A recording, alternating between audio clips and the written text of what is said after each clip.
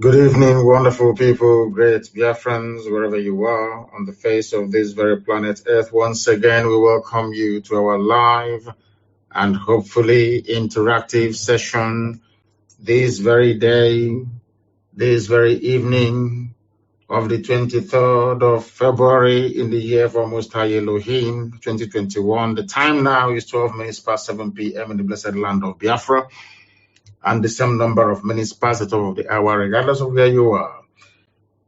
That is to notify everyone who is listening that this is a live presentation, not a replay. How do you know it is a live recording? Is because of the time. Anytime we start our program, we remind you of the time. Because, of course, we do repeat most of our programs unedited. So if you do listen to this program later on, if the time where you are is not 12 minutes past the top of the hour, then you know that you are listening to a repeat broadcast. I welcome each and every one of you, regardless of where you are. As I welcome you, please allow me to also urge you to welcome all those who are around you. We are live and we are direct, and the entirety of humanity is paying attention to what we are doing. And this very evening, of course, it gladdens my heart that a lot of people are now repenting from their old ways. They have now come to embrace the truth, which IPOB have for long represented.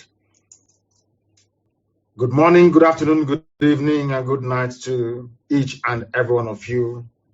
Because unlike any other, this very broadcast simulcast on almost 5 platforms. We are on FM, we are on satellite, we are on social media, be it Facebook, we are also on Twitter, we are on Radio Biafra Community app, we are also on Radio Biafra app. Some may want to listen via tuning, Sweet Radio, just name it, we are everywhere. And that is why the propagation of this very gospel is unstoppable. It doesn't matter what the enemies do. It doesn't matter what they will continue to do. We remain resolute. We remain unflappable. We remain determined. We remain unbreakable. And that is why we do not retreat nor surrender. That is why today the philosophy of IPOB, this very ideology we have preached for years, is now holding sway right across the length and breadth of the damnable zoological republic. As always, my name is Nnamdi Kanu. I am the leader of the indigenous people of Biafra, the director of Radio Biafra and Biafra Television, and by the very special grace of the Most High Elohim, a servant of the wonderful people of Biafra. I did promise you that I'll broadcast every 2 days because there is need for people that inhabit that damnable zoological republic to understand that their lives are in peril. And together we are going to do whatever it will take to ensure that we save as many souls as possible. That is why we are here. And that is why we ceaselessly continue to preach this very gospel of redemption. But first of all, we must pray before I bring to you what we have in store for you this very day. And I will pray, of course, in the language of heaven. The also says Chineke na nke pụrụ ihe niile anyị na-efe na agọzi aha nsọ ya mgbe niile. Chineke na nke ndị gboo, onye ọ bụ naanị ya bụ mmalite n'ụsọtụ. Onye anyị ji eme ọnụ, onye anyị ji anya isi, anyị enweghị ikike ọ bụla eze ebube. Ọ bụ naanị gị ka anyị ji eme ọnụ. N'ihi na ewezuga gị, ama ndị na-achịwa anyị ọchị. Mana ọ bụ site n'ebere gị na amara gị, ịhụnanya gị, mmeso ọma gị, mana ji wee nọdụ were n'ụbọchị nke taa. Ma wee na-arịọ gị ndị eze ebube ngọzi ka i wee mee ngwa ngwa ka ị bịa zọpụta ndị gị, ka ị bịa napụta ụmụ gị bụ ndị Biafra n'aka ndị iro, ka ijikwa otu aka eze ebube dị ngọzi wee zọpụta ndị Yoruba Oduduwa, dịkwa ka i wee zọpụta ndị Middle Belt. Onye nwe m, nke kachasị nke biko nye anyị amamihe na ezi echiche, nye anyị ezi nghọta, nye anyị ezi ịhụnanya, mmekọta nwanne na nwanne, ozi nna dị ngọzi. Bịakwa eze ebube onye ebere, ka isi wee tinye ihere n'etiti ndị iro anyị n'ụbọchị nke taa, ha wee na-eri anụ onwe ha, aka nsị ha wee baa ha ọnụ. Bịakwa ka i wee si etu eze ebube dị ngọzi Biaki wait this asia all waka hanine. Bunke home ha kwadoro iji we megide ụmụ gị bụ ndị Biafra. Biakwa ka igwe chụghachi ndị dị etu azụ ma tinye ọgba aghara n'etiti ha bụ ndị na-akpagharị wee na-akpagbu ụmụ gị. Biakwa ezi ebube dị ngọzi ka iwe chụghachi ha azụ n'ụzọ ọjọọ nke ha na-aga ka ụgwọ ọrụ ndị dị etu a ma hope ụzọ dị mma ma ndị janjaweed niile ma ndị kalifet bụ na-achị obodo kwe nzuzu ka ihere ha wepụta ihe. Ma lekwa anya onwe anyị bụ ndị na-achị iru gị bụ ụmụ gị bụ ndị Biafra ụmụ IPOB n'ụwa niile. Anya onwe anyị bụ ndị nwe ezi ịhụnanya na ezi mmasị ebe ntụziaka iwu gị nọ. Anya onwe anyị bụ ndị mgbe niile na-aja aha nsọ gị mma na-asị ka anyị bulie gị elu Chineke nna, ka anyị bulie gị elu ọkaka, ka anyị bulie gị elu onye ọbụla ya na-achị. Ma leenụ na anyị bụ ụmụ ogbenye, anyị enweghị ego ka obodo ekwensu bụ zuu si nwee, anyị enweghị ego ka Britain si nwee bụ ndị na-ehi ha aja n'ukwu, anyị enweghị ego ka ndị iro anyị, mana ọ bụ naanị bụ onye na-edu anyị ezi nna dị ebere marụ mgbe ebighị ebi.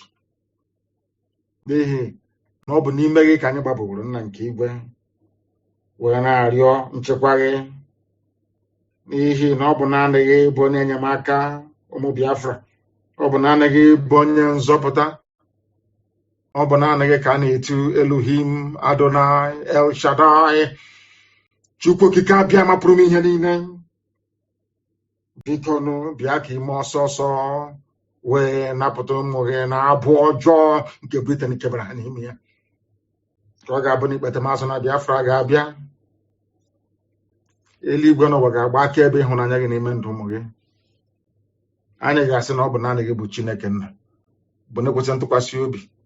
Kwere n'ihi Biafra ụwa niile ga-echigheta azụ wee maa na ọ bụ naanị gị bụ onye na-eme amara. Otuto na nsọpụrụ na ịja mma dịrị sọsọ aha nsọ gị, onye kere ihe niile kere eke mana onwe onye kere ya, ugbu a ma ruo mgbe niile ebighị ebi ka anyị na-arịọ gị. Ise ise ise. We must pray in the language of heaven because that is the same language that the angels are using when they bow before the throne of the Almighty in heaven. We are going to preach this gospel today. As you may have noticed, my voice is very calm. I want you to get your pen and paper ready. Abandon every vestige of greed, envy, and jealousy. That's your I too know brain. I know everything. Put it to one side for the next hour or two.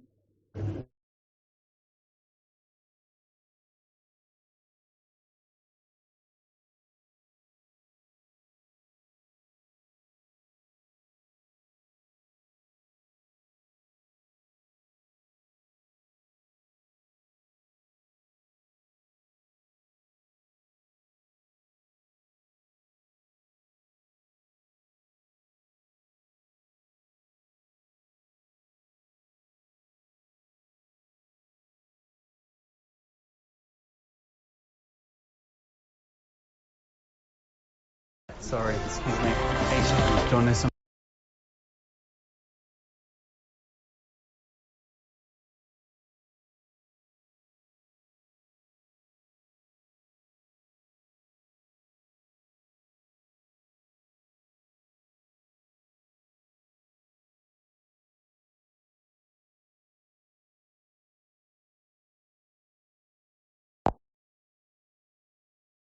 Get your pen and paper ready.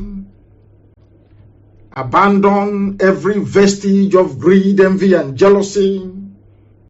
That's your no brain. I know everything.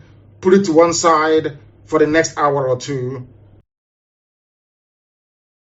Get your pen and paper ready. Abandon every vestige of greed, envy, and jealousy. That's your I too know brain. I know everything. Put it to one side for the next hour or two.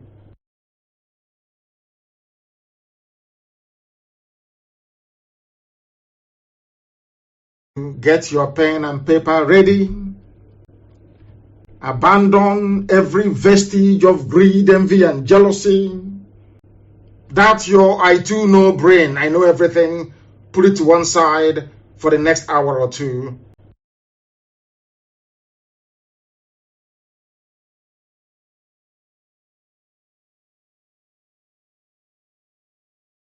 Get your pen and paper ready. We are. Abandon every vestige of greed, envy, and jealousy. We are back once again. They're doing that's your I too know brain. I know everything to stop us from spreading this very gospel of redemption. But we are back here live and direct once again, and I believe that all our platforms are working. There are those that have taken it upon themselves to inform me each time that there is a wobble. I need to know that all our systems are working very well. I want to know that all our systems are fully operational. Very, very important, please.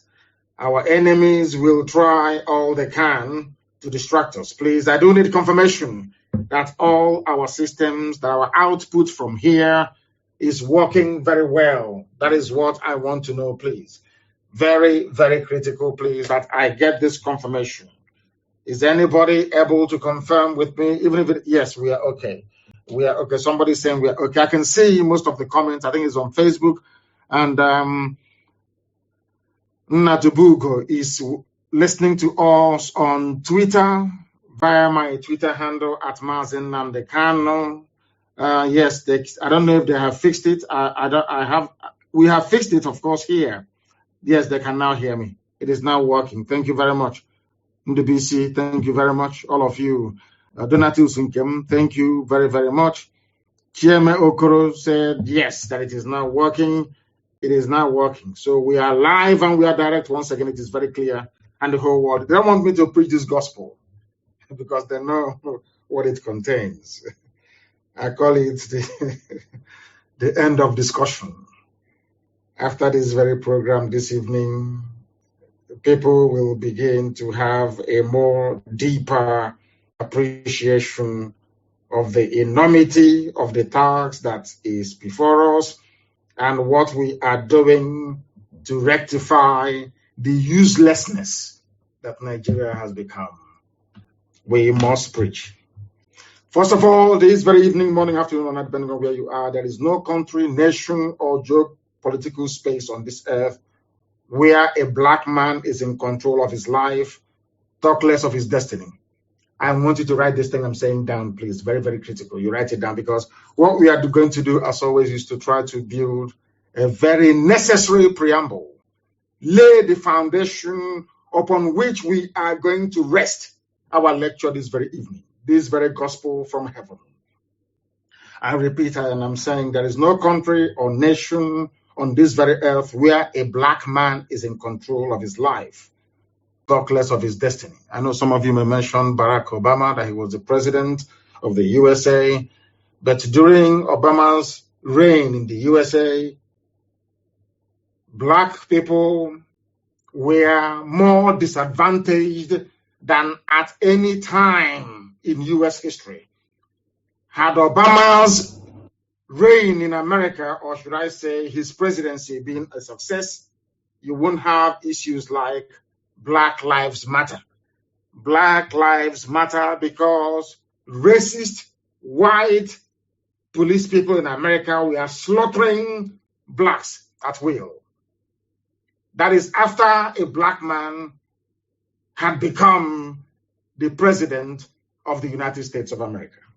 Why I'm saying that is for you to grasp the essence of the point that I'm trying to make. That there is no country, nation, or geopolitical space on this very earth where a black man is in control of his life. And I'll bring that to the zoo very, very shortly.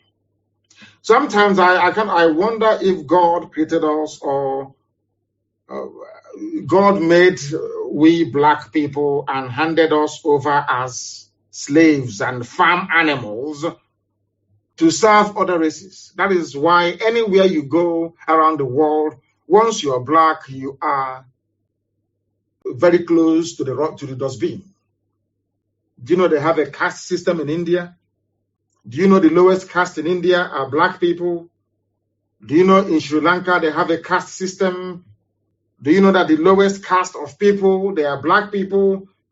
Do you know that black people are also suffering in Papua New Guinea? Do you know that they are at the bottom of the pile? I am saying all these things so you understand why these criminals, these vultures, these workers of iniquity are all against Biafra. A simple point I'm trying to make.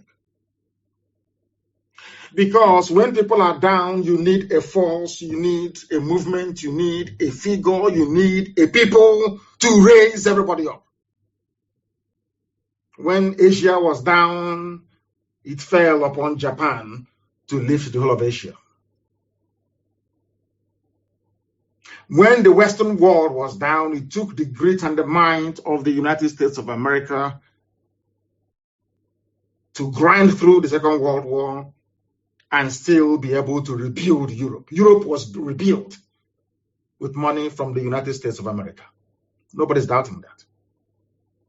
At every period in history, you have always needed a race or a people to stand up and say, or to say enough is enough. It has fallen upon our generation, this very generation of IPOB, and we are saying enough is enough. And of course, and very predictably, we are encountering stiff opposition because the devil doesn't want Biafra to come.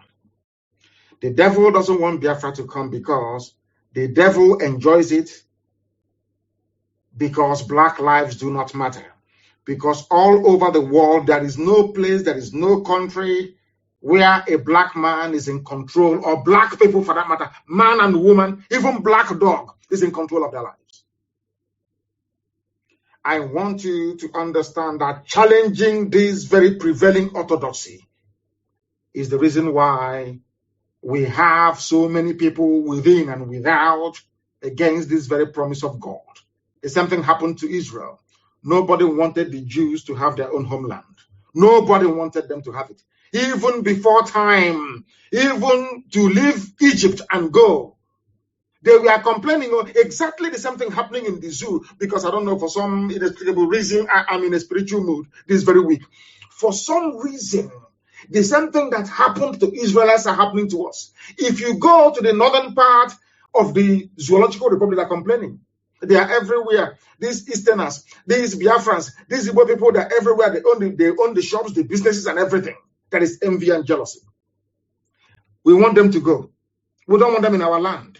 The same thing that Pharaoh said. We don't want Israelites in our land.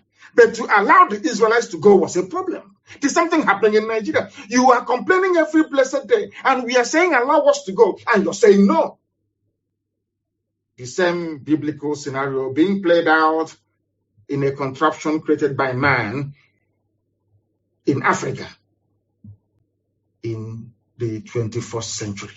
How abominable can that be? I want people to listen very carefully.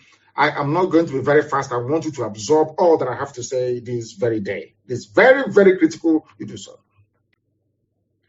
A black person has no pride. The reason why I am throwing this line this evening is because I want you to understand the genesis of your problem. Black people do not have any shame. They have no pride. They have no class. They have no sense of decency. Why am I saying this? I know some people are grumbling already, saying, oh, why he's insulting black people? No, I'm not insulting you. I want you to be able to reason. I want you to reason very, very clearly, please.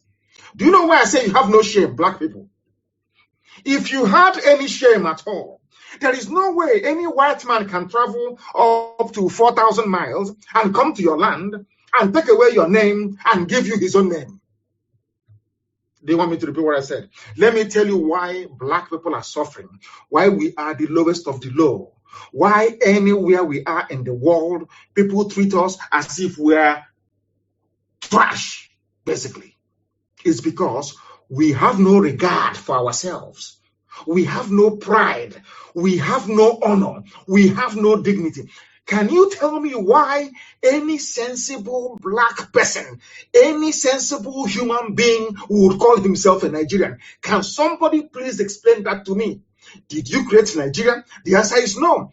And now, the other part of the coin is, can you go, the person that came and created Nigeria, can you go to his village and create, let's say, Oduduwa or Hausa in that place? The answer is no. They came to our land. They took away the name Igbocha. They named it Port Harcourt. Some of you are shouting every day, Port Harcourt, Port Harcourt. And I'm asking you, look at yourselves and what you're doing. Do you think you have any shame in you at all? Because if you had any shame, if you had any honor, you would have done at least what the Indians did.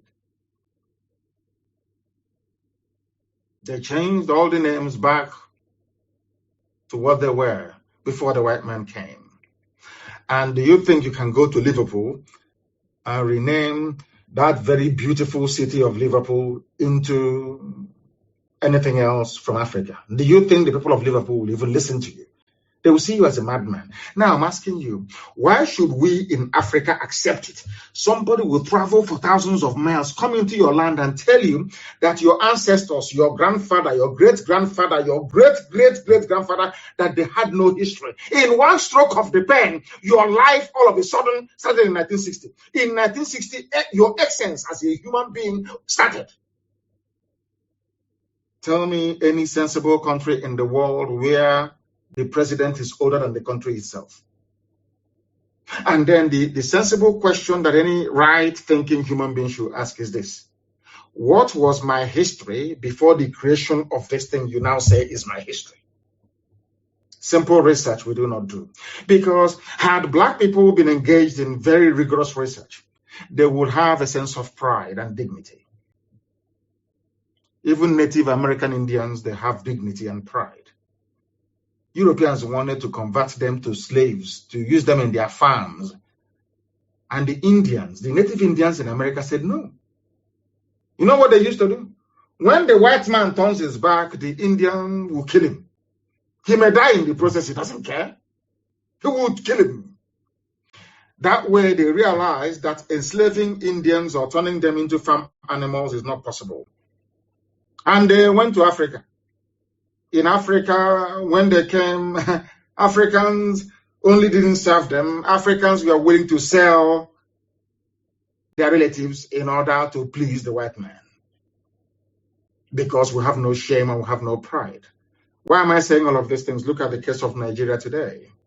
Somebody will come out and say that we are going to kill a particular set of people because they do not believe in what a white man created in Africa. In essence, that is what Lai Mohammed and the bandit sheikh is saying. The reason why we would not negotiate with IPOB is because they do not recognize the legitimacy of Nigeria to exist. Without looking at the reason why. That is the thing about black people. They never look at the reason. Nobody has ever bothered to sit down and say, why is IPOB insisting that things cannot continue the way they are? Of course, I'm very happy that some of them have now come around. They begin to reason like human beings. They are now beginning to reason like human beings. I don't know why a black man has no pride. If you have a pride in you as a black person, you cannot open your mouth and call you Igbocha Port Harcourt. You cannot open your mouth and say Nigeria is my country.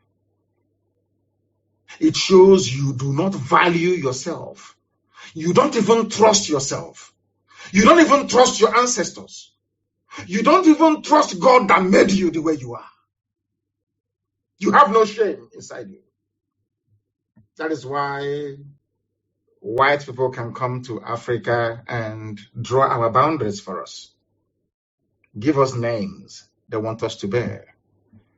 Even those of you who are in Christendom, when during baptism, you see how clever they are. During baptism, they tell you to throw away your old name. You shouldn't answer Angoreka, don't answer Ifeinwe, don't answer Chibuzo. It's not good. Why don't you answer Raphael or answer Isabella? That has no meaning. I want to point out instances as to why people out of ignorance and foolishness defend one Nigeria. Anybody defending one Nigeria is an ignorant fool. Is a fool and is going to remain a fool forever. It means you are daft, you're hopeless, and you're very stupid. You have no brain. Had Nigeria been created by people coming together, as most people had campaigned for or agitated for many years ago, but lacked the balls to execute it, had the likes of Shoyinka and Tinubu insisted that what we want is and Abakoba, of course, sovereign national conference. So no matter what the Janjaweed is doing, no matter what Britain is doing, you say no, we want sovereign national conference, and then after that a referendum. But today you have pride.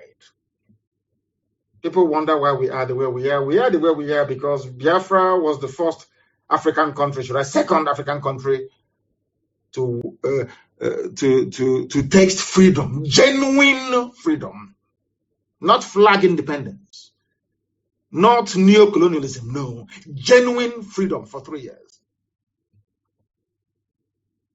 The children they gave birth to is carrying on from where their father stopped. Because you know why?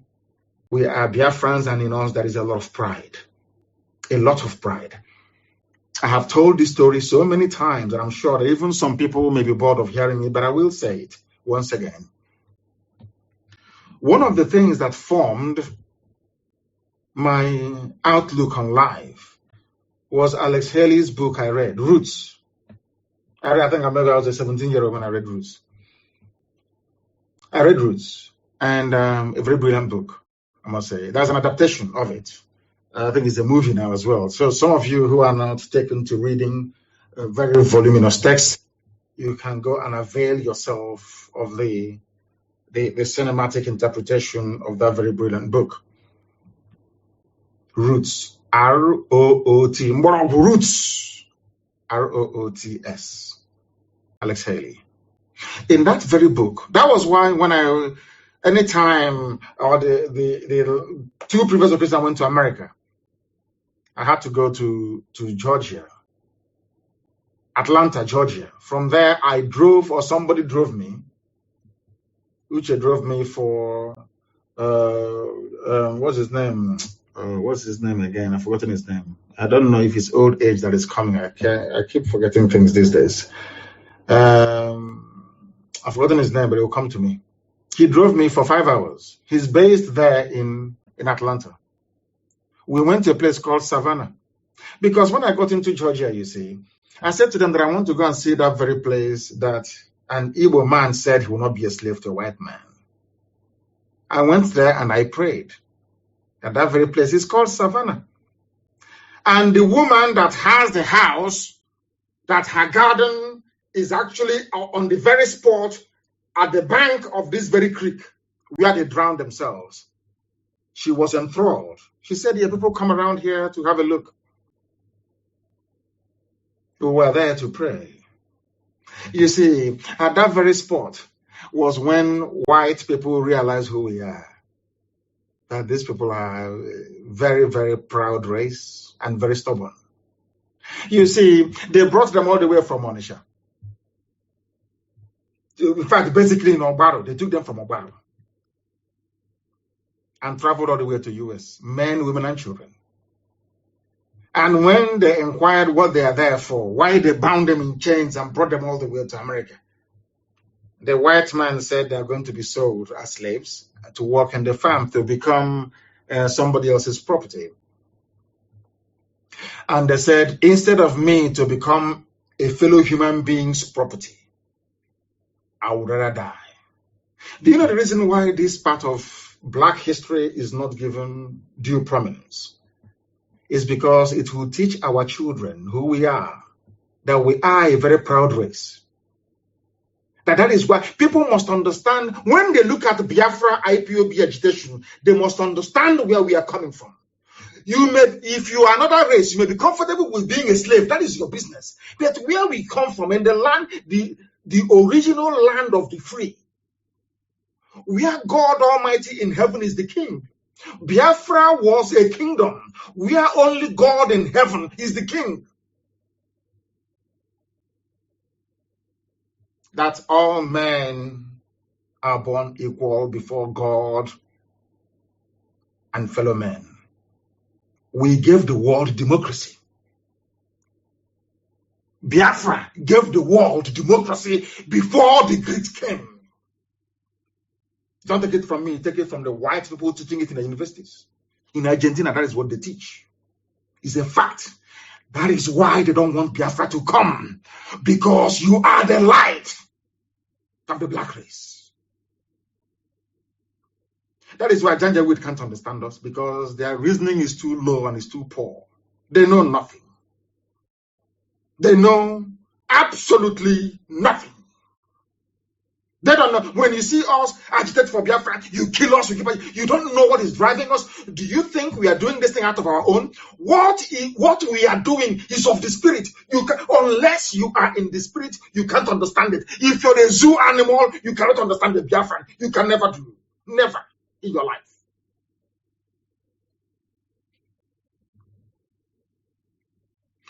You are in a country where somebody created for you. 1960 Nigeria won independence. In your life started in 1960, and every day you wake up as a grown-up person, lettered and educated, you don't ask yourself, what is the history of my grandfather? You don't ask, because you are black, and every nonsense that comes to you, you accept. Ask yourself why we go and protest. You kill us, we go and protest. You kill us, we keep going. You kill us, we keep going.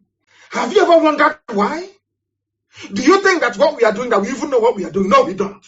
What is driving us? What is driving our essence is something beyond the comprehension of a black person in Africa. You can't understand it. That is why Biafra is an enigma. Only the intelligent can. Only the intelligent who are in the spirit can.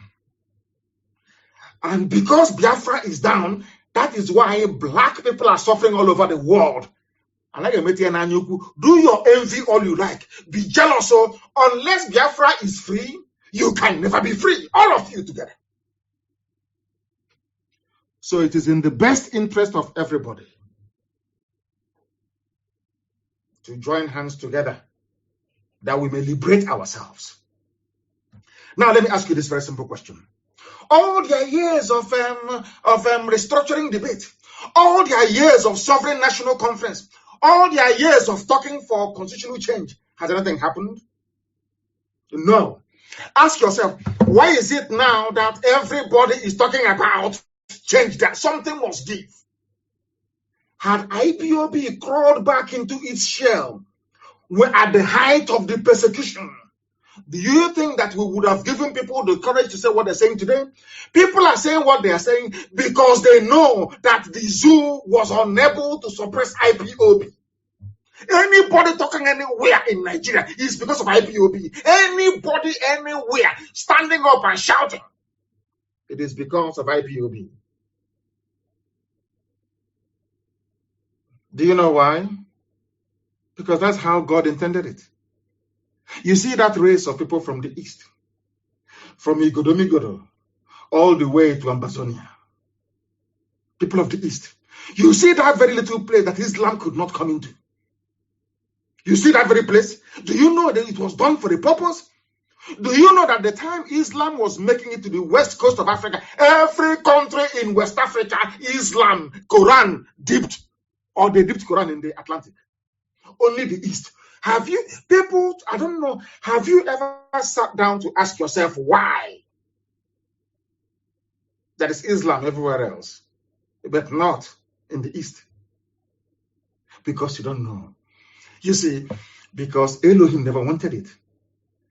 God never wanted it.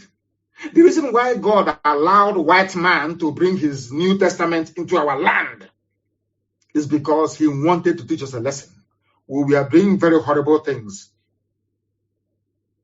at our temple in Arochukwu. Very horrible things. And God was upset. The same thing that happened to the temple in Jerusalem was what happened to us. But after 2,000 years, Israel rediscovered itself. And when Israel was about to be established, they said, no, don't go into armed struggle. Don't do this. Keep talking, keep talking, keep talking. And a very brave man, MNK of Likud party, the founder of Likud party in Israel, MNK, I think at one time was also the head of Mossad, was the prime minister. Courageous and brave man, loved by God and men, only hated by the enemies of God. He said, to hell with everybody. Do you know that it was Britain that was manning, they gave them what is called the Palestine Mandate, because by then they shared the whole world amongst themselves. They divided everything, all the colonial powers, they shared the world amongst themselves. Britain also got Israel. The same way Britain got the zoo with Biafrans in it, their own was Palestine, the Holy Land of Israel. And they asked Britain to leave, that the children of God, that God said the time has come for his children to return. Britain said no. Go and read your history books. Britain said no, they're not going anywhere. Do you know what MNK did? They used bomb and dynamite to blow the British away from the land of Israel. And in the end, Israel was restored. That is the reason why I love the Bible so much. When they say that the kingdom of God suffered violence, and only the violent can take it, and with force. If you restudy the history of Israel, it's very clear. When Israel was begging, oh, you're killing, you know what that thing we used to do? You're killing us here. Nobody will listen. They were slaughtering Jews all over the world, slaughtering them for nearly 2,000 years. Nobody did anything. Until one day, European Jews said, you know, they are going to kill us anyway. So we might as well put our life to a very good use while we still have it. We are going to have a state of Israel. And it happened. People said it wouldn't happen, but it happened. The same way we are going to have Biafra. It doesn't matter what you say. We have the lives to commit into it. And in the end, it will come. Because nobody can come from a place called Nigeria. Only if you are an animal. Only if you are a compound fool. Only if you are a degenerate idiot. Only if you don't have any brain. I'll keep asking you, okay, let us take your family now, for example. All of us, we have our own homes. Is that not correct? You have your wife, you have your children, and all the rest of it. And maybe some of you, as you're listening to this very broadcast this evening, you're with your family and you're eating and dining. Is that correct? Oh, how about if I walk into where you're eating now? It doesn't matter where it is. Let's say I walk into a family at Ijebode this evening and say, I am a Biafran. And by the way, I want you to change your name. This night, the name of this village. No, in fact, Ijebode, I want to change it. And I want you to call it Ijebode New Mbise. Are you following? What will you do to me? Even Janjaweed, if I were to go to Sokoto, doesn't belong to them. And I'm very happy today. There's a clip I will play, not audio I will play for you to hear. And I'm sure our media will go and get it and spread it everywhere. When Mailafia was talking, Dr. Mailafia was talking on channels, that's Janjaweed TV station. He is apart from we in IPOB, he is the only person I've heard use the word, the Habe Hausers. Today, I knew that the man, he reads his books, he's intelligent. When I mentioned the Habe monarchy, some of you don't know what it means. When I mentioned the Hausa, their name was the Habe, H-A-B-E, the Habe monarchies of the Hausa kingdoms. None of you knew what I was talking about. But today, my Lafia, I heard him say it. I ain't going to be honest, we are learned. I'm being honest with you. But we shall get to that later. We must change the way we reason, black people. And if you like it or not, as I warned you, as I explained to you a few days ago, as I explained to you people a few days ago, if you ask Angela Merkel, when they were exasperated with the presidency of Trump because they didn't understand him, they will say, these are European ministers. Oh, listen carefully to how white. Now I understand why white people, they make so much progress. A white person. I heard Angela Merkel, the leader of the strongest nation in Europe, Germany. By none, Germany is the strongest nation in Europe. Do you know what she was saying?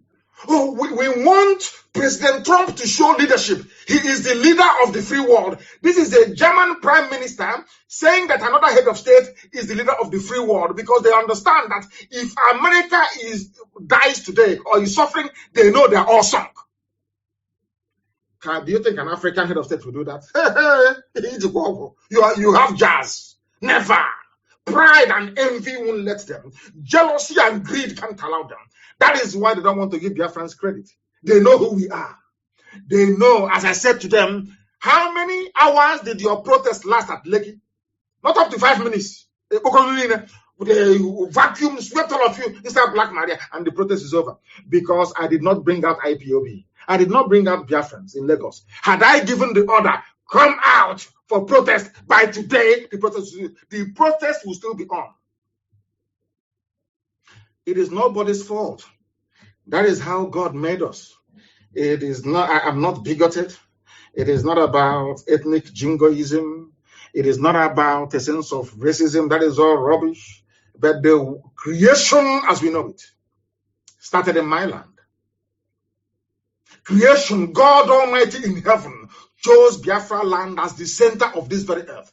0 longitude and 0 latitude. Go and check your geography textbooks. 0 latitude and 0 longitude, where sunlight meets darkness. The center of this very earth is in Biafra land. That is why Britain created Greenwich Mean Time, moved it 1 hour to the left.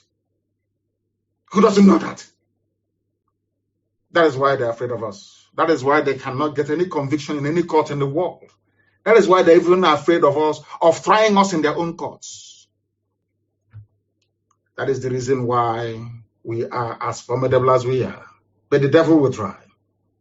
The Gwensu will try, as they did against the emergence of the glorious state of Israel. They will try, but they will fail in the end, because we represent the light. Do you know that darkness has no power?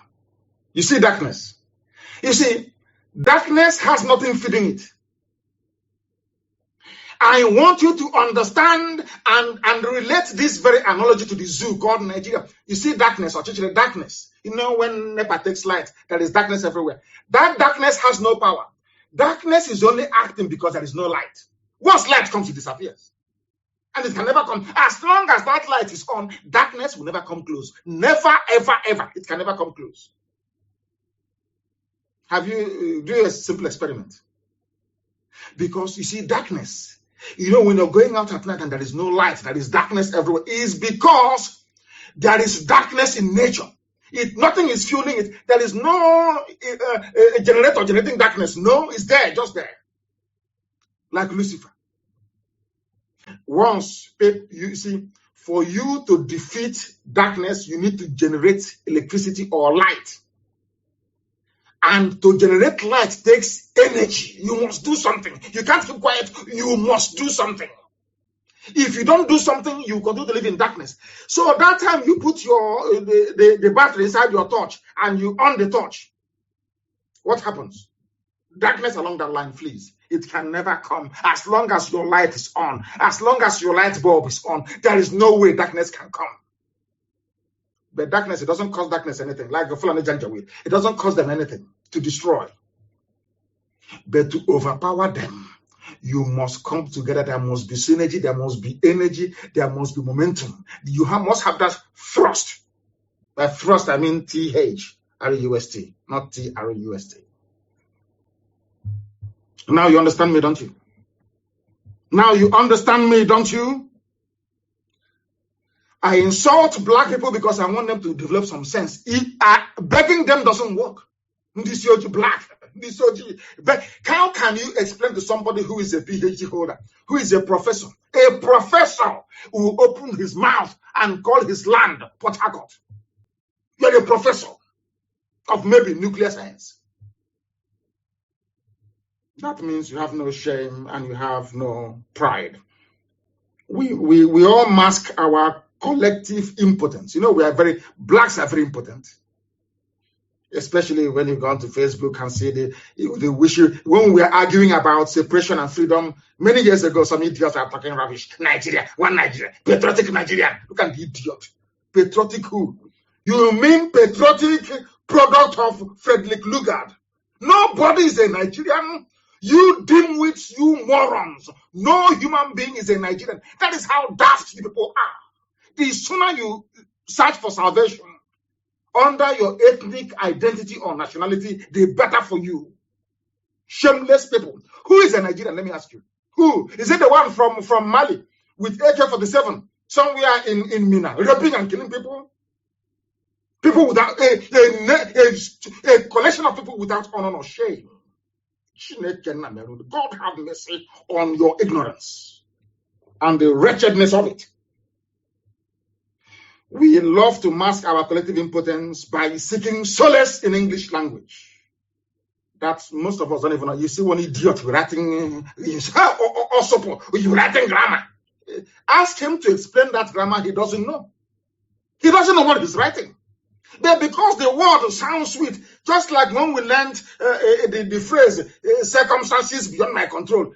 Anything you ask somebody who say circumstances beyond my control, he doesn't know, but it sounds nice in the ear. So you say circumstances beyond, even out of context they use it. That is what happens to all these idiotic intellectual grammarians on Facebook writing rubbish.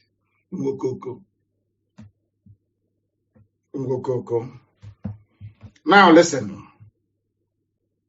Imagine how powerless we have been for years to make minor, what I would even call insignificant change like ordinary restructuring. Ask yourself this question. What would it cost Fulani to restructure? Nothing. No, it doesn't. Nothing. Those championing restructuring did not say let's break Nigeria. No. They said let's make things better. Somebody somewhere said no. Go through your senators. Because they know they have the numerical strength to frustrate whatever motion or bill that you have on the floor of both the House of Reps and of the Senate. And somebody who is so blatantly disadvantaged will rise up in the morning and tell you he's a proud Nigerian. I want to demolish these intellectual Lilliputs. Let me put it that way. They're minions. They are nothing. They hide under grammar. They spend 4 days. They go through the dictionary, cramming every rubbish. They come and they write junk. Because they are inferior. Because you see, an Englishman speaks English. And they are so inferior that you have to write. You want to aspire to write like an Englishman so you can perhaps acquire some of the aura of an English person, so that your peers can respect you. But you are making an absolute idiotic fool of yourself. As most of you may know, I have been to many countries around the world. There are people who write and speak their language with every pride. Every pride. You come and you speak, they say, oh, you speak English? You say, yeah, okay. Why don't you learn my language? Oh dear. Simple change, something as minor as let us go back to the regions that was working. Fulani said no. Only one group, and they're a minority. A bunch of Janja, a minority. They are not up to 20 million. Not up to 20 million. It's so ridiculous. I thank God that the houses have woken up after many years. Sometimes, if you're IPOB, you pat yourself on the back. You have changed so much. I'm telling you that you have changed the thinking and the reasoning capacity of most people in that damnable zoological republic.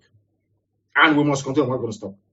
Imagine how are you hearing of sovereign national conference anymore? That one is dead, though. Simple, minor, even insignificant change like restructuring the political landscape. They said no. Because you're a black man, you don't have the power to do anything. This UG. Something that should help move a country forward. Some idiots in the same country. On the contrary, some of the so-called agitators for restructuring. You know what they're waiting for? They're waiting for Britain to say something. Not to say, but to do something. They want Britain to pick up the phone, the Prime Minister of Britain, US President, then call whoever is in Asorok and say, now it's time for restructuring. And do you know what they got that nonsense from? It was during Abacha's time. None of you were able to remove Abacha. He was a very deadly dictator, a very brutal one for that matter. Abacha was killing left, right, and center. Yet in Kano, there is Sani Abacha Stadium. Somebody who is acknowledged to be a mass murderer. The same thing they did with the regime, the murderous regime of Abacha, is what they are doing with Fulani headsmen, killers and murderers. They always defend their own. And somebody was, I remember in those days, they said their zoo national team, Green Eagles, were going to play. Is this Super Eagle? I don't know what eagle they are now. Or maybe Dark Eagle or White Eagle, I don't know. That they were going to play a football match in Kano at a place called Sani Abacha Stadium. And I remember the white commentator saying, come on, Sani Abacha Stadium? Was that not the dictator? Hey, Shem left everybody and was doing me. He had a happen left everybody and was holding me. Now you understand it, don't you? The same way they are defending. Is it not Buhari, the dead one, or the real Buhari? When that dead Buhari was, do you remember when Buhari said that Abacha did not loot any money? Have you all forgotten? One Nigerians. You see the way you reason? That is why I feel sorry for all of you. You one Nigerians. Your stupidity cannot be weighed on a scale. Your idiocy is legendary. I'm telling you. Sani Abacha Stadium. And they said Abacha did not steal anything. Hiding under English. It's common restructuring you cannot do. Ordinary, everybody agrees it may help. You cannot do it because you're waiting for a white EU, white America, white Canada, white everywhere to do it for you. Because it was America that killed Abacha, not you. You are impotent and you're powerless. And it wasn't Africans that got independence for Africa. It was the United States of America warning Britain and the whole of Europe to get away from Africa. That was what happened right after the Second World War. Anybody telling you that they fought and they got their flag independence is a liar and is a deceiver. Do you understand? I think it was Harry Truman that said to Europe, oh, enough of that rubbish, that your useless colony you have in Africa. Get out! And they went out. The same thing happened during the Suez Canal crisis. Some of you may not know because you may be too young or you are ahistorical because you do not read books. There was a very brave, young military officer in Egypt called Gamal Abdel Nasser. And he killed, what's his name again? He killed the very moderate Egyptian prime minister, or they said he was killed by the what's it called, Islamic Brotherhood. He assumed power. Britain left Britain. They want to come to Africa to be collecting toll gate, checkpoints. They set up checkpoints as Suez because it's far more easier, like the Panama, to use the Mediterranean Sea to cross through the Suez Canal into the Arabian Gulf. Is it a Gulf of Eden or is it Arabian Gulf? One of the two. The Arabian Gulf. As they call it, Gulf of Eden. Because that way the ships, rather than going through South Africa, the Cape of Good Hope, and coming back up again via the Indian Ocean, a very long journey, you cut that journey short by taking a shortcut. Britain built a toll gate in Africa. When NASA came in, NASA said, you cannot come here and be collecting money, tax on my father's land. You have to go. Britain said no. NASA took it over by force. I think it was Prime Minister Eden in England, in Britain, that sent British expeditionary force to go and retake Suez Canal that doesn't belong to Britain by force. The Suez Canal Company. They went into Suez Canal after 2 or 3 days.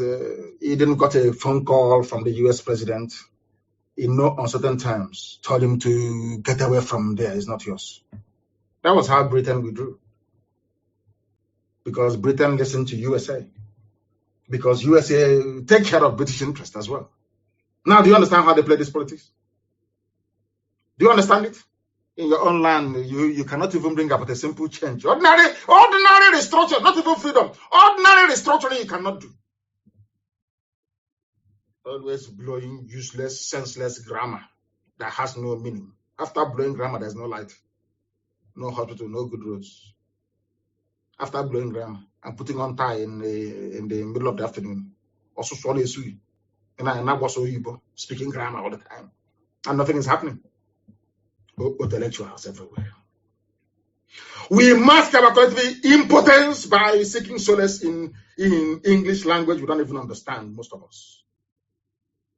Are always waiting for white people. We are not going to wait anymore. We are better off dead now. Okay, what are we doing with life? This stupid, useless life. A life where somebody can come from Mali with AK-47 and go to Zombe and decide to rape a grandmother. After raping the grandmother, you say they are misunderstood. You misunderstood them. They are my brothers. According to Sheikh Gumi, is that the type of country you want me to be in? Are you mad? Are you sure you're well? Are you sure you are well? Are you sure you are well? Intellectuals everywhere. But now they have come back to that. Most of them have come back to their senses. We need to get off our lazy asses to make lives better for ourselves by seeking freedom for everybody. I said mass overdose of freedom. Freedom is like vitamin C. In actual fact, it has no overdose. More freedom is better for everybody. And that is the freedom that we are seeking for everybody, for every dick, every thumb, everybody must be free. Everybody must be free. They caged you in the zoo, treating you like animal, the same way they treated your fathers, they're treating you, and you take it. All you do is you complain, you mourn, and you go back and you sleep. Not in IPOB, we don't do that rubbish. Look at how successive governments in Nigeria adopted what I call the pauperization. I want to get it so people can understand. You know, when you turn somebody into a pauper, into a very poor, wretched soul, I call it the pauperization philosophy of the Fulani Janjaweed. You know what they do in their feudal system? They become wealthy by impoverishing everybody else. You have to be poor. Only their children will go to school. Only them will have houses in Dubai. The ordinary Hausa man on the street is doing Babial with no hope for his children. But even Fulanis are suffering. It's only the feudal lords. They have educated, semi-literate feudal lords of the Fulani. They brought in that mentality. Some of you don't know why you don't have light in Nigeria. Sometimes I look at it and I laugh. A country that has coal, abundance of it, you have wall-to-wall sunshine every blessed day. You have tidal waves along the coastal lines. You have dams, you built dams, yes? You have gas. Let me repeat, you can generate electricity through thermal, which is coal, through gas, through wind, through waves, sea waves, through hydroelectricity. All these things are in abundance. Some of you go to China, you see, they even make fake solar panels, and it works. A country of 200 million people cannot even utilize Kainji Dam that they built. A country of 200 million people they bring out gas from the ground. They ship this gas to Europe, to South America, to Asia. Those people, they have 24 hours electricity from the same gas that you're shipping from Ohaji. But people on Ohaji don't have any light. I don't know if I'm making sense. If people can understand what I'm saying. It's a lecture. People in faraway Japan that has nothing, they have light. People in Enugu that has coal under them, as you're walking in Enugu, it's all coal under you. They have no electricity. Do you see how stupid black people are? Sometimes, to be honest, if you sit down and begin to ponder how useless black people are, you will go outside and you commit suicide. I'm telling you the truth. It's a simple question. How come I produce crude oil from the... No, you don't produce. God gave us crude oil. You export the crude oil in one barrel that contains everything from kerosene to paraffin to engine oil to plastic, everything. And then you only import petrol that you use to drive your car and diesel. Whereas you have refineries in your country. Let me be very honest. It's not pulverization. Pulverization is to make something disappear. That's to pulverize. Pulverize is to make something disappear, not pulverization. To impoverish somebody. Impoverishment. That is the philosophy of the Fulani. That's what they brought into Nigeria. So don't you know that? If they give you 24 hours electricity, which they can, all those girls they are taking to Dubai will not be cheap anymore because they'll have their own jobs, they'll have their own cars, they'll have their own businesses, they'll have their own mansion. That time you have to start buying flour and chocolate and behaving very well. No, that's the difference. You know, abroad, when you want to talk to a woman, you have to buy chocolate. You first start by begging. Can we eat together? That's why you may wait for 2 or 3 months to get reply. Then after that, you start to buy chocolate. You will know every brand of chocolate. You may buy one. You say, I don't want the one with milk inside it. I want original chocolate, the dark one that is 99% cocoa. You guys start looking for that one as well. Then after that one, you go into the business of buying flour.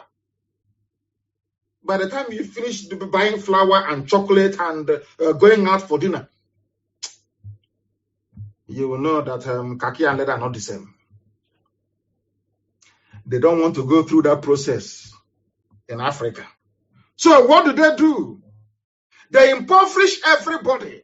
They make the women desperate, looking for somebody to do their hair for them, to buy lipstick, to buy ordinary sanitary towel. Some of them don't have. Then now that makes them very cheap. Now do you see why they're doing it? Why is it? Why do you think they stopped you from the closed door? Industries were there before. You see, let me tell you, there is something people don't understand about Nigeria and people ruling you. I feel sorry for you people, honestly, because you are not educated. I'm sorry to say. You people are not educated. Nigerians don't know the meaning of education. Do you know there were factories before in Aba making glass? Today imported from China. There's a glass factory in Aba. Do you know there is a textile mill in Aba where they weave cloth? Do you know that in Aba they used to make soap and detergent? Today imported from China. Somebody sat down in Lagos as a government minister and head of state and destroyed all these businesses. The same person is telling you about one Nigeria. I want you took me out of my job that I was doing. That was the reason why PZ, Patterson Sokonis in Abade left. That was the reason why Lever Brothers left. That is the reason why Leventis left. Some of you may remember Leonard Shoes in Aba, even in Omahia. You may remember Bata Shoes in Aba, even in Omahia. In Omahia, we had ceramics. We had Golden Guinea. Uncles were working there. Aunties were working there. Economy was very good. Nobody was complaining. Nobody was begging. All of a sudden, one single day, one idiot from Abuja and Lagos decided, let's make their life difficult. Ceramics was shut down. Golden Guinea Maya shut down. Olon Nampam plantation shut down. A glass factory in Aba is no longer working. And you know, let me tell you how evil they are.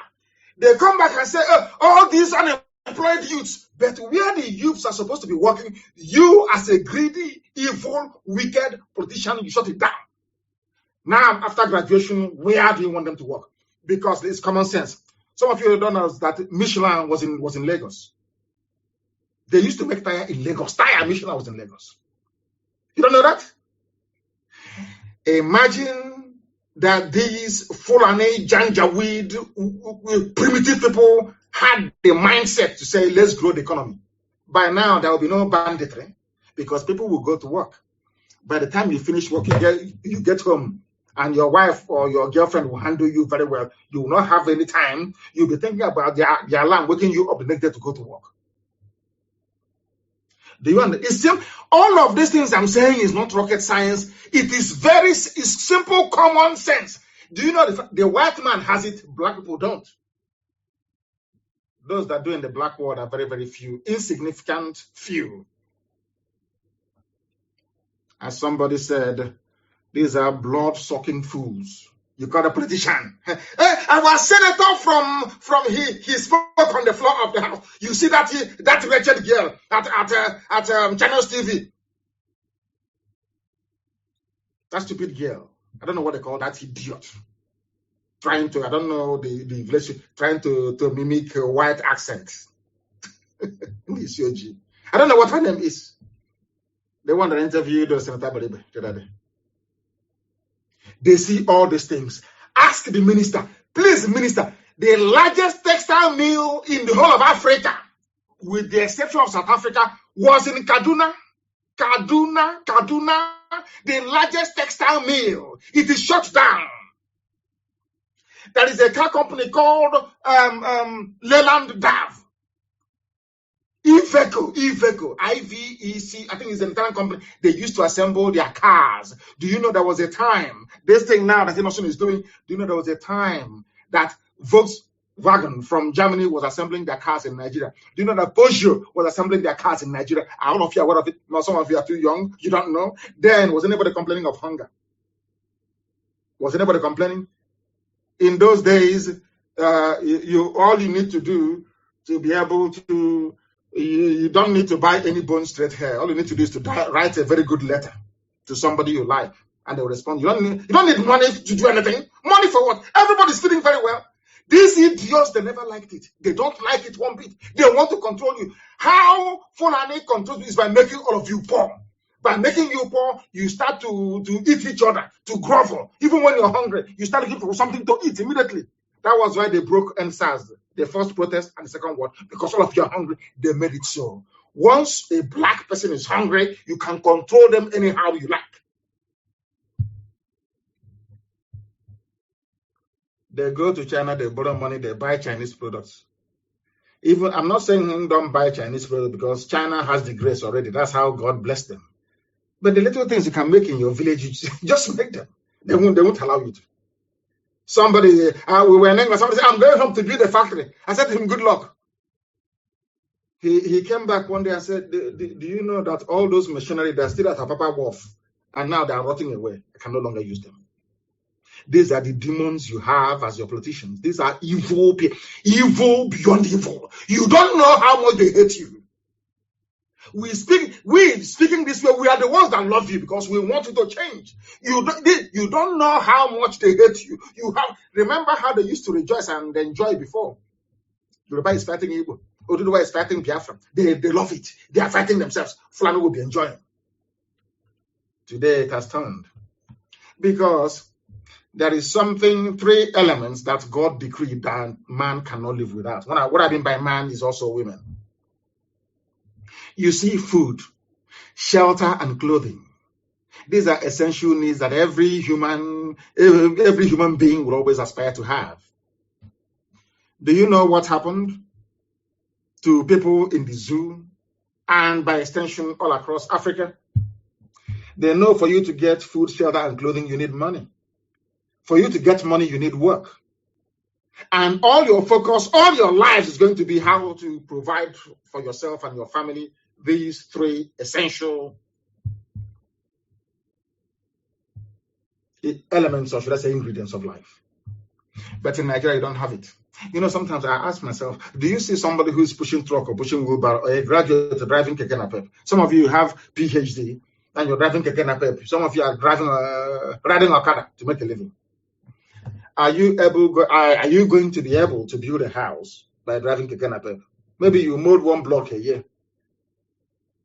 And if your child were to grow up and to start driving, you will need to get to the 10th generation in the next maybe 500 years or 500 something years for you to be able to build a house. That time you're long gone. And those after you are long gone too. Now, what I want to say to you is that what they're doing in the zoo is deliberate.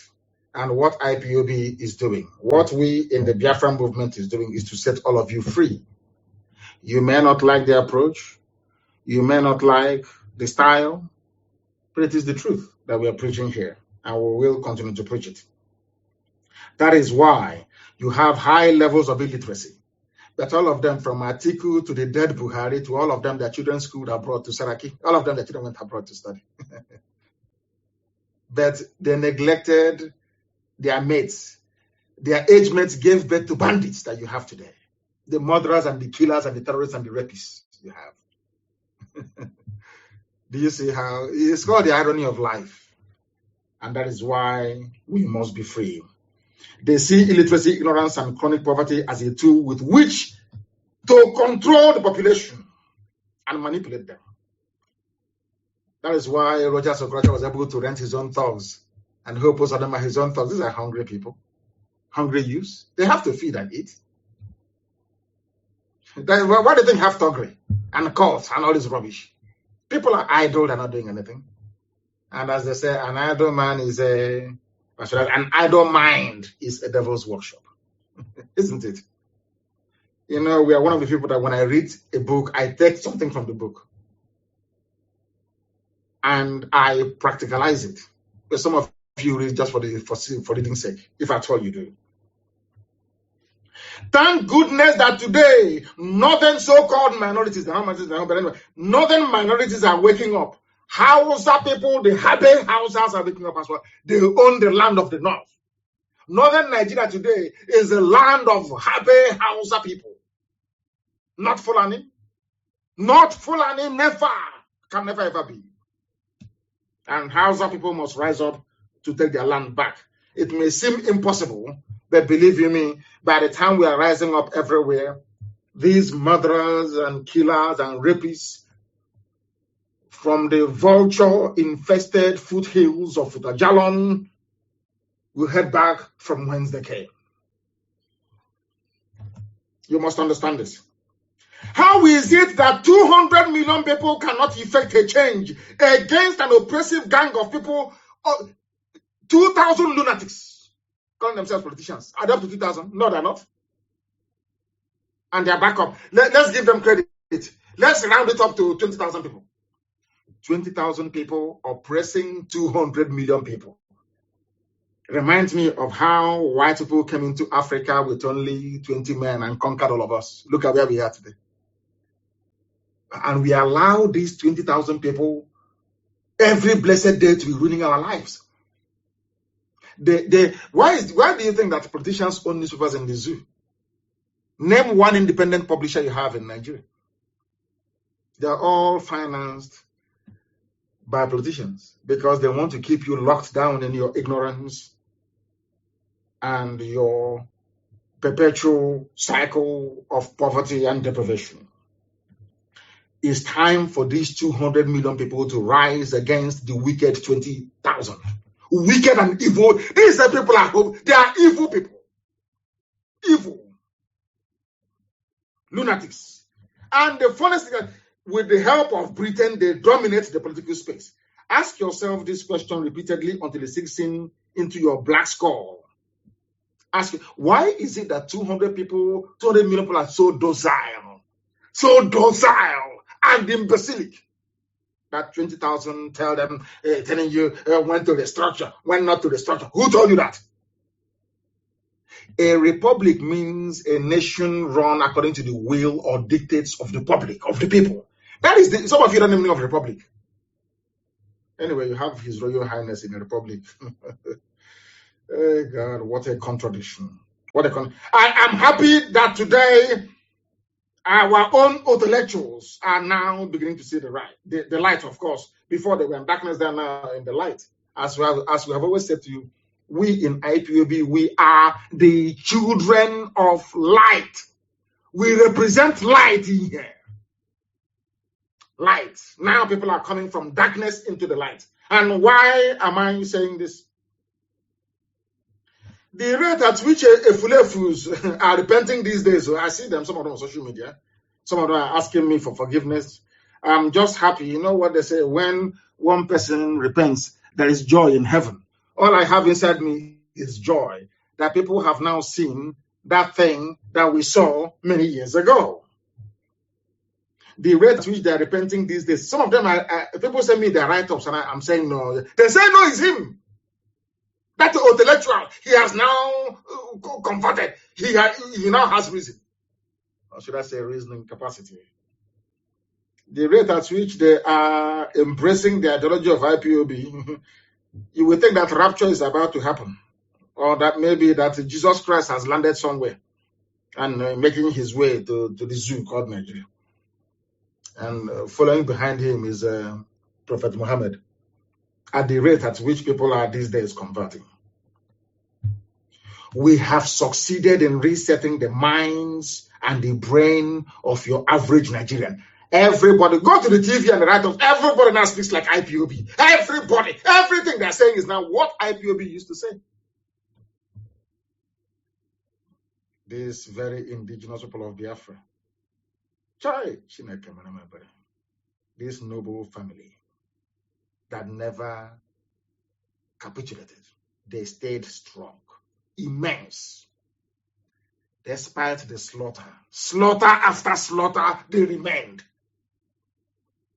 That is why for me, it may sound a bit incestuous, but for me, the only people that I have regard and respect for is IPOB, to be honest with you. The only people I have regard for is IPOB, nobody else. When other people were falling by the wayside, IPOB held on tenaciously and doggedly to this very ideology. That separation is the best solution. People are now beginning to reason properly. And above all, they have now acquired the courage to speak out, and I welcome it. Somebody wrote a very compelling, a former intellectual, he wrote a very compelling article. I couldn't have written it myself. I couldn't have a very good argument, and I want to use it to drive home. Hey, 2 hours adding enough now, but I want to preach the gospel of heaven. Because you will see it happening. Gospel of heaven, that's what I preach. You, as of course, a very handful of you, as black people, you will always find reason to be black in terms of your stupidity. But here, I don't have time for such. This very former intellectual wrote, United Kingdom, listen carefully, please, you Nigerian. I want to make an average Nigerian appear as stupid as he or she is. I want to use this article written by a former an intellectual before castigating IPOB. He has repented, and I want to read for you what he wrote. To tell you that, as I always said, in the end, we always win. It doesn't matter what you do. We will wear you out in the end. If you see Hope Uzodimma, what happened to him. In the end, we win. Always we win. Now, listen. United Kingdom, the people that created you, you Nigerians, your creator, God did not create you. Stop. Every Nigerian should stop saying God is my creator. God did not create you. I can tell you who created you. And at the precise moment when she created you, I will say she, in this case, Flora Shaw. God did not create any Nigerian. The man that created you and the woman, they are both dead. That is why the zoo will die. United Kingdom was formed by the people of the United Kingdom, not a foreigner. This intellectual rights. But the same United Kingdom will not allow we black Africans to freely determine our own political future. Are you listening very carefully? Britain was formed by Scotland and England coming together in a meeting, in a sovereign national conference. Let's use that term. In a confab, they came together in a confab. And Scotland and England decided we are now going to be one under these terms. Some of you don't understand the United Kingdom because you call it London, so I forgive your ignorance. Do you know that in Scotland, United Kingdom, which is part of the UK, that they have entirely different judicial system. The Scottish court is called the Scottish Court of Sessions. In the England, it's called the High Court or Appeal Court. In Scotland, they have sheriff till tomorrow morning. In England, you have chief constable. Different policing, different legislature. Scotland, they have their own flag. England have their own flag. Wales, they have their own flag. Northern Ireland, they have their own flag. Everybody's on their own. Even the education system is not the same thing. In Scotland, people still go to university for free. In England, you go with a loan. All these things are there. But do you know what I find astonishing? The same United Kingdom will not allow you to have the same thing that they have. Now, ask yourself this question. Why is it that they don't want you to have what they have? Now you understand it. Now you understand it. Black people, when will you receive sense? This UG, black. When will you receive? Britain is against restructuring. Britain presided over, should I say superintended, the slaughter of 5 million people because they don't want you to have what they have. Ojukwu went to Aburi to go and negotiate confederation, regionalism, the same thing you have in England. The British High Commissioner then in Lagos told the Fulani people to say no. The records are there. Ojukwu never went to Aburi to go and secede. Ojukwu went to Aburi to go and get what you're fighting for now was what Ojukwu was fighting for in 1967, but none of you knew. They used their propaganda BBC to deceive all of you. If you meet an average, illiterate, useless Nigerian, he will tell you, Ojukwu went to war, Ojukwu went to war, Ojukwu went to secession, seceded. That is why I said that, anyway, by force, they will receive sense. Intellectuals everywhere, black people, they eat their own flesh. You eat your own flesh. But when you see a white man, you jump up and start, you stand and you salute him immediately. That is why a vagrant, a street, a homeless white man can come to Africa and become a manager in a top company. You have no regard for who you are. But we are IPOB, and we have regard for who we are. Britain, they have restructuring. Scotland is on their own. Britain, why can't I have what you have? They say no, because we're a nigger. We created you. How can they are playing God? We created Nigeria. Every Nigerian is a British product. Some of you are like a factory product to them. You are like a factory product. And the worst factory product you can ever have is the one that doesn't know that he or she is a factory product. I'm very sad indeed. Britain, give us what you have. Common restructuring Britain will not allow us to have. This is what is called total control. They own you. Fulani are doing what they because Britain is behind them. Fulani can kill all of you. No, Britain will say it's farmer header clash. Farmer header clash. Farmer header clash. They are raping your mother.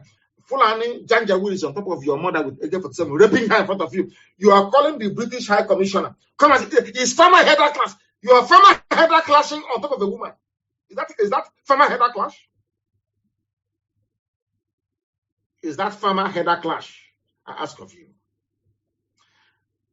Black Africans, even in the United Kingdom, have a better political prospect than those in Africa. This is the reality that we black people have failed to confront. A black person in England, in the UK, has a better political future than a black person in his father's compound in Africa somewhere.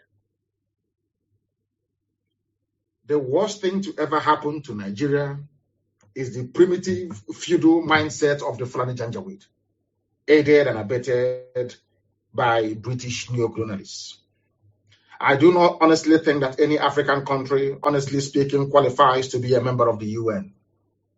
What we have in Africa are artificially created political enclaves under the domination of their colonial master. It is called neocolonialism.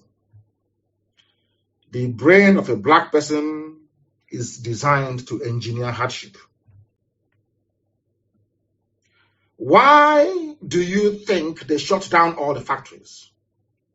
Why do you think there is no electricity? because they want to make you poor. English, Scottish, Welsh, they came together in 1707 to form a union. They decided to call their new formed union Union Kingdom. The union was between the Kingdom of England and the Kingdom of Scotland. The Kingdom of Ireland joined them in 1801. The union became the United Kingdom of Great Britain and Ireland. Even they respect Ireland, united based on common goals and interests. And they had a treaty. Where is the Treaty of Nigeria that bound Nigeria to? Where is the treaty that says that a Yoruba man must be in a country with Fulani man? Where is the treaty that says a Gwari man must be in the same country with a Nupe man? Where is the treaty? Where is it? None. A white man is your treaty. Very, very sad indeed. Very, very sad indeed. England, they have their own flag. Everybody, anyway, and they have a Union Jack. Go and look at the Union Jack, the United Kingdom flag, the British flag. You will see that every nation is there in that flag. They don't want us to have the same thing.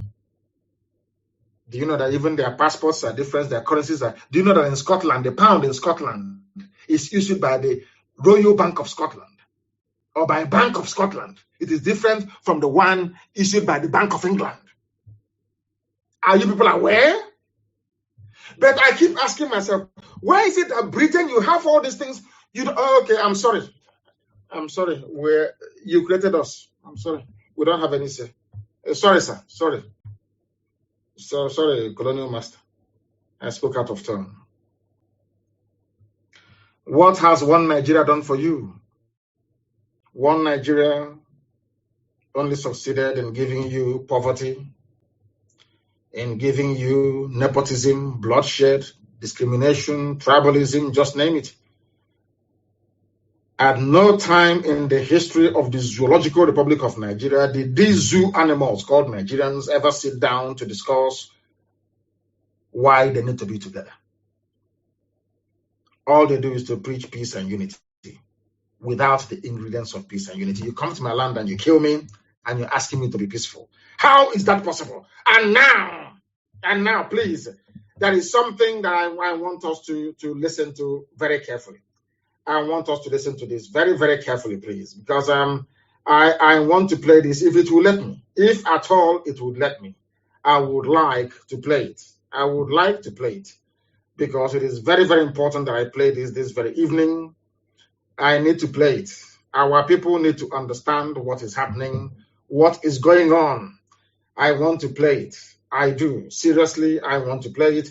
And as soon as I get it, it was an interview on Channels Television, and I want you to listen to the final detail of that very conversation. It is very, very important. The final details of that conversation is key for people to understand what I'm talking about. Now, listen. I want it is from Channels Television.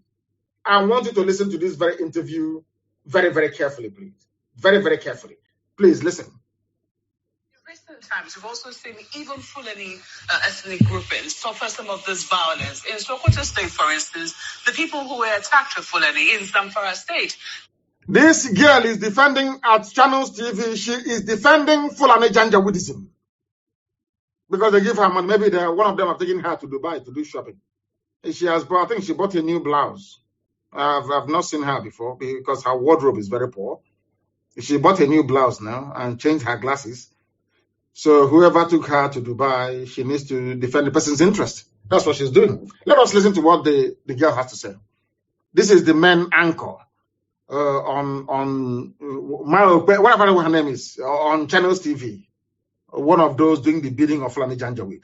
Listen. For instance, the people who were also attacked. Just a moment. The people who were attacked were also Fulanis in Kebbi State, where we also understand that there is a vibrant farmer Fulani population. They have also suffered some violence from this so-called herdsmen. So can we really say it's about an ethnic group, or is it, something that we're yet to really put a finger on? To be honest with you, Listen, I please. use the word Fulani as a generic term.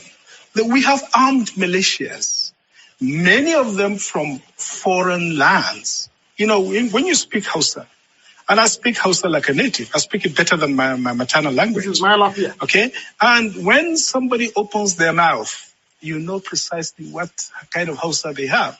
Whether it is Hausan Kano, Hausan Zaria, Hausan Zazzau, Hausan Kasana, Hausan Sokoto. And when you know Hausan Niger, Hausan Mali, you know it. Many of these people are foreigners. We call them Fulanis because that is what they call themselves. And but I think it is more than just Fulanis. But I think you are, if I may respectfully disagree with you, the killings in Zamfara ethnic, it is actually Fulanis killing normal Habbe Hausa people, indigenous Hausa people. Did you hear that? Fulani are killing indigenous Habbe Hausa people. This is from Dr. Mailafia. He speaks Hausa more than most Hausa people. Are you listening? Do you want the same thing to happen to you? Hausa gave them everything. Gave them Gobert. Gave them all their cities. Killed their kings for them. Fulani is not happy. Even after nearly 200 years, Fulani is still killing. They are killing Hausa today. They have houses. That gave the funniest thing is that they convinced these Hausas to help them to kill their kings. And the idiots agreed. Today they're killing them. In other words, who pulls on them? And those of you working for the Janjaweed, it doesn't matter what you do. In the end, they will kill you. Let us listen to this very erudite, intelligent, composed, polished, and intelligent man speaking. You know, I am drawn to intelligence. When I see people who are genuinely intelligent, I'm drawn to them. That's who go. Listen to the points the man is making. Hausa is in trouble. Hausa Fulani. They say, let's unite. Hausa Fulani. They are killing Hausa. Fulani is killing Hausa. And then let's unite. It's something they want to do to you. Listen, please. Let us learn from those that know. Call them Fulanis because that is what they call themselves. And but I think it is more than just Fulanis. But I think you are, if I may respectfully disagree with you, the killings in Zamfara ethnic, it is actually Fulanis killing normal Habbe Hausa people, indigenous Hausa people. And Birningwari, majority of them are Muslims, but they are Bagi people. Birningwari, the city of the Bagi. In Sokoto? In Sokoto, it is mostly the farmers that are being attacked. In Kebbi? In Kebbi, the same thing. The farmers who are sometimes, and most times, Fulani as well. Have you ever come across a Fulani farmer? I think you're making this up, Mope. There's no such thing as a Fulani farmer. There's no such thing in the geomorphology of rural There society. are Fulani people who are settled. There are Fulani people who own land in this country, aren't there? There are extremely few, and we don't really... You can call them Fulanis, but Fulani Ngida who have lost their language and so on and so forth, we hardly even refer to them as Fulani. He even knows the nomenclature. Fulani Ngiwa, or whatever, I don't know. This man is very bright. Listen to him, please. We hardly ever refer to them as Fulani. The real Fulanis we talk about are the pastoralists. There are settled Fulanis, of course, but many of them are clerics, Islamic clerics. They are teachers, they are scholars, and they are the aristocracy, by the way. They are the aristocracy. So those of them who are farmers are an extremely small population. Extremely small population. But they exist. Trust me. They exist nonetheless. They do exist. This is from research done by other journalists. I mean, I haven't had the privilege of doing the research myself, yes. But I have read from other journalists who have. They have been to those places and they can identify Fulani population who are farmers and have also faced this crisis of having to deal with this so-called herdsmen. But we are talking in basic general terms. What's the percentage of those people that are actually farmers? I don't dispute. Just like, in fact, there are Biron people, there are Tiv people who actually earn cattle. And I wouldn't for that purpose, therefore, say that Middle Belt peoples are also pastoralists and so on and so forth. I mean, we should, It's called demolishing a half-baked journalist. Demolition. Complete demolition. The fact that, what's it called? I know Umahi has about 3,000 heads of cattle. Does it mean that Igbo people of Igbo, they are pastoralists? She's trying to justify the killing of of human beings by saying that the Fulani should be excused. They are also, that's a stupid argument. We are also suffering. Rubbish. Absolute rubbish. Listen. Very precise, I think, in the social categorization of these people. Yes, indeed, there's nothing wrong. There would be some small percentage of Fulanis who own farms, and then there wouldn't be anything wrong with that. And that is not the issue. The issue is the scale and the genocidal level of ethnic cleansing that is going on in the Middle Belt. So this has come up again because of this in the Middle Belt. Yes. He said genocidal killings going on in the Middle Belt. The same Middle Belt that the Fulani is convinced to join hands with them to fight Biafra. That is why when I pray, I say, I can sing about let that hand they used to feed others poison. May they feed from it as well. And may they too be poisoned. The same Middle Belt, they convince Igbo man is your problem. Biafra is your problem. That is what Fulani does. Every time two of you will be fighting, they'll be busy advancing their agenda. Are you hearing it now? The Hausa gave them land, accommodated them. Today, Hausa people are being killed.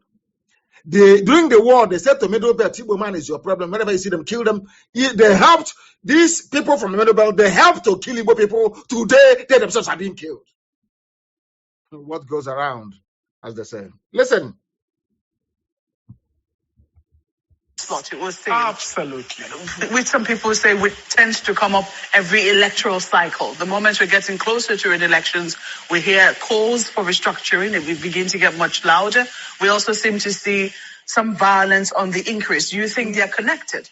No, they are not connected. You see, Maokwe, the call for restructuring has been going on for a long time. And I can tell you, in all sincerity, that I myself was quite skeptical about it at the very beginning. He was a skeptic. Some of us are real Nigerian patriots. We love Fulanis. We love Muslims. They are our people. We have no issue with that. The issue we have is with this ethnic cleansing that is going on. All men and women of conscience must reject it. We must draw a red line beyond which we will not longer accept it. And this nonsense has got to stop now. We reject it in total. And the call for restructuring is just right, because if this thing is going on with such a warped federal structure that we have, then it is better to have a proper federal system so that all the ethnic so-called minorities, and the Middle Belt are not minorities, because we've done some statistics, they're up to 40 million people. They're one of the largest groups in this country. As a group, let these people have the right to choose through a referendum which region they want to belong to. Did you hear that? Why I said, if you are in IPOB, you must pat yourself on the back. You are formidable. He used the word referendum. So the Middle Belt, what they're angling for now is a referendum to determine if they want to be with the Fulani-controlled Janjaweed core north, by which I mean the Sharia north or not. Who brought referendum into the debate? Political debate and discourse in the zoo. It is IPOB. Are you listening to it? That is a point I want to make reference to. And you must be very patient and listen to it. You must be patient and listen to what is happening, because this Fulani journalist or Fulanized journalist, you opened her mouth to say what I've always wanted them to say. Basically, she hanged herself. Listen carefully. So people that want to come together, that believe in the secular order of the state, that believe in humanity, that believe in social justice, can come together. Those who want to introduce the Wahhabi ideology from Saudi Arabia are free to do so, chopping people's heads and chopping their arms. That should be their goddamn business. But people who want to live in a civilized community should be free to come together in their own region under their own government and their own laws. It's very interesting you use the word civilized. Some people will say they take exception to that because for them, Sharia is civilization and they don't see anything wrong with it. Some countries have practiced this successfully. Now, I've told of Wahhabi ideology from Saudi Arabia. That is barbaric and totally With due respect, it is, they're allowed to choose whatever. It is very barbaric. They have no rights with women. But you cannot condemn what they have chosen. It is. You cannot condemn what they have chosen. Are you listening? This woman is saying you cannot condemn what they have chosen. Why don't you allow us as well to choose if we want to live that way or not? She's from Channels Television. That's how they hang themselves. And she's an intellectual. Do you see the way they behave? Do you see the way they are? They know that referendum is the way to go. If the Fulani can choose to behave, to live with Wahhabi tendencies, that is their business. Also, allow me to live in the land of Biafra the way I want to live. And they're saying no. That is why you have Fulani in your bushes. That's why you have the Janjaweed in your forest. They're raping your mothers, abducting your sisters, killing your grandparents. And there is nothing you can do about it because you are in one damnable zoological republic. The more you call yourself a Nigerian, the more you're setting up yourself for destruction. If in doubt, go and ask the Habe Hausas. They are being killed today. If you're in doubt, go and ask those in the middle belt, the Wadi people that are being killed today. Why? Because they allowed them to come in. So all of you like Hope Uzadimma. Okay, we shall see. We shall see. That is why Sheikh Gumi can come out to brazenly and shamelessly justify the killing and raping of women and children by his own people, the bandit Sheikh. Have you seen the video of those, I call them fools in the army, Christian fools in the army praying in Sambisa forest? The same Sheikh Gumi that they are fighting for. They're in Sambisa, they are Christians from the south and middle belt fighting a war to keep Sheikh Gumi safe with his family. The same Sheikh Gumi turned around and said that and told bandits who are killing people and kidnapping school children, oh, don't worry. Those killing you are Christians in the army. Nigerian, one Nigeria. Nobody has arrested him. The man you heard his voice a few minutes ago, my Lafia, they invited him to come to DSS for questioning. Sheikh Gumi opened, he's a Nigerian, no? He is a revered, the learned Sheikh. People are so daft because a Yoruba newspaper said you should call him, he's revered. That's why you're calling him a revered Sheikh. He said that those killing them are Christians and soldiers from the south. A sheikh in the zoo, negotiating for money so when they give money to these bandits, he will share with them. And he's a one Nigerian. He's an intellectual, so to speak. Because I call him a learned sheikh. A black man doing sheikh in Africa. Not in Saudi Arabia, not in the UAE, not in the Arabian Peninsula. He's doing sheikh in Uguzo or in Kotangora. Mad people everywhere. Ndiara, Jupiter Benine. Sheikh Abubakar Mahmoud Gumi is angry that Nigerian soldiers of Christian, should I say, of Christian lineage, so to speak, or leaning, are killing bandits. Killing Boko Haram, not bandits. Nobody can touch bandits. He's not happy about it. Same as the late dead Buhari. And you are in one country with them. These are your fellow Nigerians. All of you Nigerian animals, these are your fellow Nigerians, yeah? My fellow Nigerians, you have seen them. Bandits should be pampered. Oh my goodness. My goodness. They messed you people up, didn't they? The North got together with Britain. They constructed a document that handed power in perpetuity to the Fulani. And that's it. All the Hausas get from it is by an appendage to attach their name to Fulani. The only thing they gain is answering in the past to Hausa Fulani. They are suffering today. They're killing them too. And we have reason enough to say enough is enough. And they're saying no to it. And that is why they have failed and will continue to fail. Even today, do you know Baki people in Abuja, that was that own Abuja? When we said to them that the army is helping the terrorists to take over people's land, some of you did not listen. Don't push us to violence for those who are complaining. If you are not violent, I'm saying in the word so the world can hear me. If you are not violent, Fulani terrorists will use violence to rape your mother, cut up your father, abduct your sisters, and take over your land. If you call self-defense violence, that is your business. That is your very limited and idiotic understanding of what it's all about. They have come. This is not Biafrans, so these are baggy people from Abuja. They call Gwari. Don't push us to violence. Federal Capital Territory communities won Nigerian army over land. Nigerian army will come, use their uniform, use the equipment they got from Britain, from USA, from Germany, meant to fight Boko Haram, to be grabbing land for terrorists. Nigerian army. That's what they want to do in Olo. Because we drove Fulanis away from Olo, they came in to reinstate them in our land. And of course, we said no. I don't know how else you want these things explained to you. I don't know how else you want to understand this. What we are saying is as clear as daylight. As clear as daylight, you can see it very clearly. But some of you have chosen to ignore, not some of you, I think everybody now realize that there is no way ahead unless the IPOB way, referendum and disintegration. Then people can decide where they wish to belong. They're taking land from Gwari people. They claim it's the North.